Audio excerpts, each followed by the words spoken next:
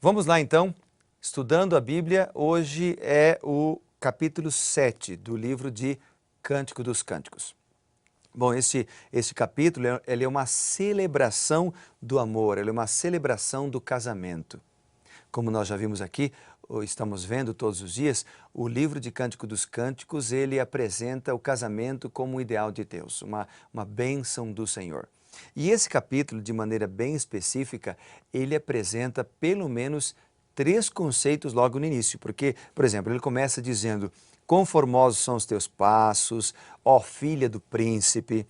Depois ele apresenta no versículo 6 de novo, dizendo: conformosa e quão aprazível és. Ele compara a sua esposa com uma palmeira no versículo 7.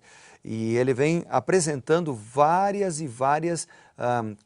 lições, várias comparações com a sua esposa, ou da sua esposa, né? E também nós temos o diálogo no capítulo 7 da esposa falando para o esposo a partir do versículo 10, quando ela diz o seguinte: um vinho que se escoa suavemente para o meu amado, deslizando entre os lábios, entre os dentes. No versículo 10 ela diz: eu sou do meu amado, ele tem saudades de mim. No versículo 12 ele diz: ela diz, né, levantemo-nos cedo e tal. Então, aqui tem algumas lições que eu aprendi lendo o capítulo 7. Primeira grande lição: Deus criou o sexo, Deus criou a sexualidade. E nós vemos isso em vários capítulos da Bíblia, não somente em Cântico dos Cânticos, como a sexualidade como um plano de Deus, um presente de Deus. Logo no início da Bíblia, por exemplo, nós encontramos, vamos ler ali, Gênesis, no capítulo 2, eu quero convidá-lo para nós lermos juntos a palavra de Deus, a Bíblia Sagrada. Vamos lá, Gênesis capítulo 2. O que a Bíblia diz ali? Acompanhe comigo então. Diz assim, Gênesis capítulo 2, o versículo 24, está aqui. Por isso deixa o homem o pai e a mãe, e se une à sua mulher, tornando-se os dois uma só carne. Essa expressão, uma só carne, ela diz respeito ao relacionamento íntimo entre um homem e uma mulher. Deus criou o homem, criou a mulher e os uniu num compromisso matrimonial logo no início, lá no Jardim do Éden. E deu a ordem para que eles pudessem, então, procriar, ou seja, gerar outros seres humanos à sua imagem e à sua semelhança. Quando a gente vai para o Novo Testamento, há vários textos. Por exemplo, lá em Hebreus, nós lemos o seguinte, no capítulo 13, eu quero abrir a Bíblia junto com você, se você tiver, acompanhe comigo. Hebreus, no capítulo 13, a Bíblia diz o seguinte, ó, Hebreus 13 e o versículo 4. Veja o que diz a palavra. Digno de todos, digno de honra entre todos, digno de honra entre todos seja o matrimônio, bem como o leito sem mácula, porque Deus julgará os impuros e julgará os adúlteros. Então Deus está considerando digno o casamento, as relações sexuais. Se nós pegarmos a língua original que foi escrita no Novo Testamento, o grego, aqui quando ele fala digno de honra entre todos, seja o matrimônio, a palavra matrimônio tem a ver com o relacionamento sexual entre um homem e uma mulher. E aí diz o seguinte: quem Deus julgará? Os impuros e os adúlteros, ou seja, aqueles que cometem a promiscuidade sexual, ou aqueles que traem a esposa, traem o esposo, são infiéis ao voto matrimonial. Como diz lá em Êxodo, no capítulo 20, quando fala dos 10 mandamentos, não adulterarás.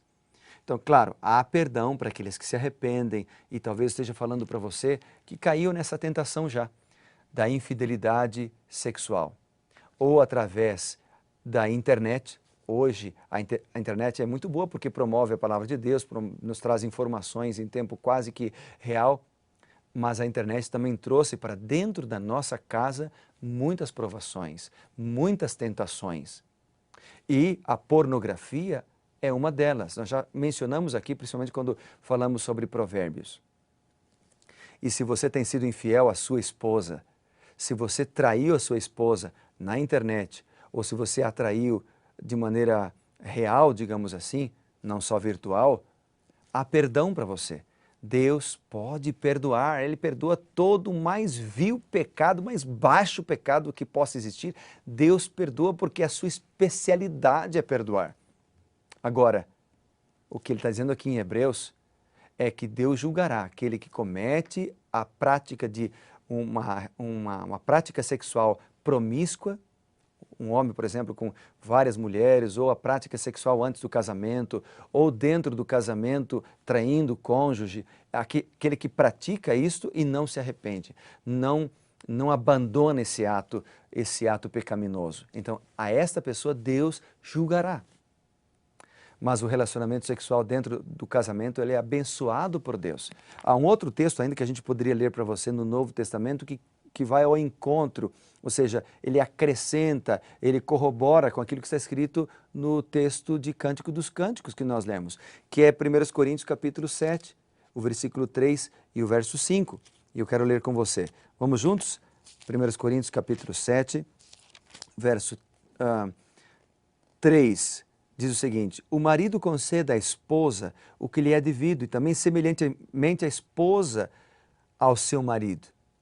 E depois no verso 4 diz: a mulher não tem poder sobre o seu próprio corpo, e sim o marido. E também o marido não tem poder sobre o seu próprio corpo, e sim a mulher. E se nós voltarmos lá para Cântico dos Cânticos, no capítulo 7, a gente vai ver o seguinte, a gente vai ver ali que o marido pertence à esposa e a esposa pertence ao marido. Então, Deus concede o cônjuge para nós. Isso também se amplia lá em Provérbios 18, verso 22, que diz que a esposa prudente vem do Senhor, a esposa sábia vem do Senhor, e o esposo sábio, o esposo prudente também vem do Senhor. Depois, o que ele apresenta também aqui é que nós precisamos desenvolver mais palavras de apreciação e de elogio, como nós vimos no capítulo 1, por exemplo. Então, ele apresenta a sexualidade como um presente de Deus, a importância de nós reconhecermos o casamento como uma bênção de Deus e também a importância de desenvolvermos o elogio e desenvolvermos a apreciação por aquilo que Deus nos deu. Quantas lições, né, a gente aprende lendo a Bíblia Sagrada, a gente lendo a palavra de Deus. E eu não sei se o seu casamento está indo bem ou se você está com um casamento em ruínas. Se está, meu amigo, leia a palavra de Deus, procure orar pelo seu cônjuge e mais, procure orar com o seu cônjuge. Que tal? Olha, eu queria dizer para você o seguinte: experimenta orar com o seu cônjuge todos os dias abraçado com ele. Dobra os joelhos e vocês dois se abracem e orem juntos. Orem para que Deus coloque cada vez mais o seu amor no coração de um do outro, a compreensão, o perdão. Sabe, nós precisamos fazer isso. Quantos casamentos são destruídos porque não há compreensão, porque o homem e a mulher não oram juntos? Que tal fazer isto? Mas eu gostaria ainda de mencionar algumas coisas do capítulo 7.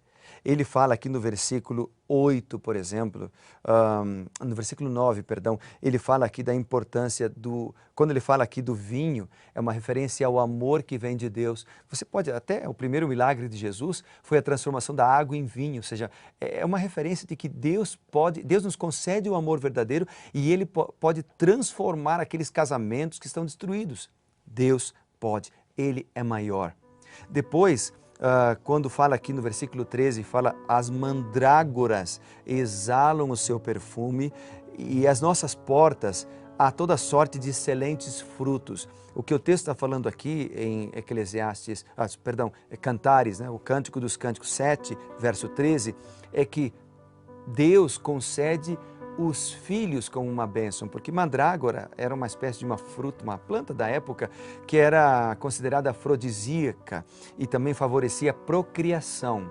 Então, quando ele diz as mandrágoras exalam seu perfume e elas também, e há toda sorte de excelentes frutos, em outras palavras, é uma figura de linguagem para dizer que Deus concede o amor, mas Ele concede também os filhos.